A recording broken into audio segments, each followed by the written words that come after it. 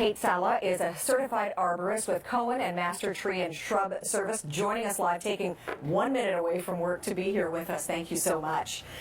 So this is a big issue, and a lot of people feel that had our trees been properly trimmed back the way many residents had wished and wanted for years, that we might not be in the position we're in. That said, we have an issue. So what do you feel about the number of trees and limbs that have come down?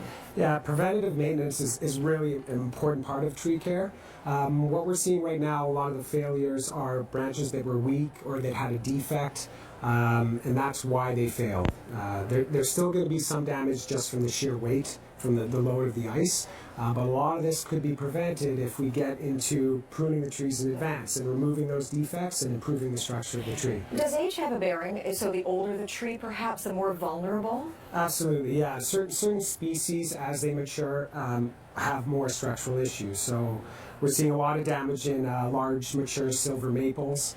There's quite a few of those in the city, so you have big limbs, big cavities will develop in those trees, and so big pieces come down and they're knocking out a lot of power. And I would think that the older the tree, the taller it is, and then again with the sheer height, that creates a weakness. For sure, yeah. Height is an issue, but it's very specific to species.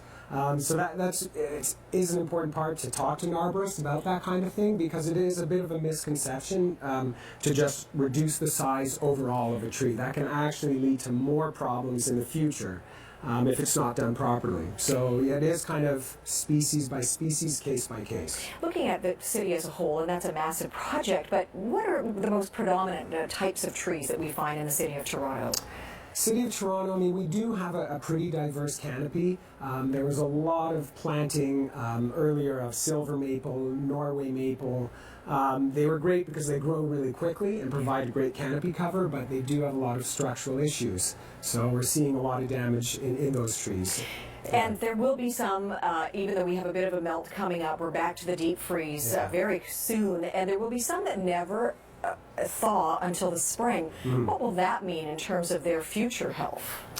Well, in terms of once the ice comes off, then we can start to better assess the trees. But they've been damaged so much from these tear outs and broken pieces. I mean, some trees will just need to be removed entirely. They should be assessed and determined if they're hazardous or not, and that kind of thing. Others can be restored through corrective pruning. We get into crown restoration to try to give them a chance to produce new growth and to thrive in the future. Are you working for the city at this point? I know that you're run off your feet, you and the rest of the gang at Cohen and Master. Yeah. No, so at this stage we really specialize with private homes. Where most of the time we're in the backyards. That's really where we specialize, and the city's not going there. So we're really trying to pick up that end of things, get out to our clients. A lot of people have trees on houses, on the wires in the backyards, on garages, that kind of thing.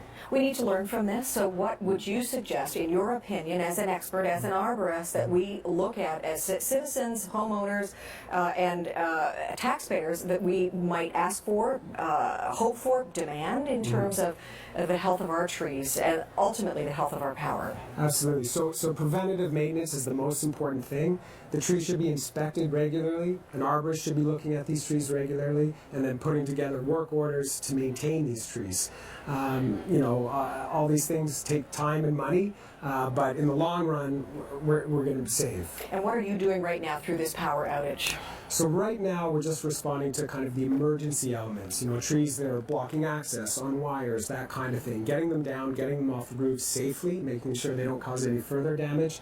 That's the priority. After that, we'll move into cleanup and then into crown restoration, but that's a long ways off at this point. Well, I really appreciate that insight. Thank you so much. Good to have you here. And now your break is over. You're back to work. Yeah, that's right. Yeah. Thank you very, very much. Thank you very much.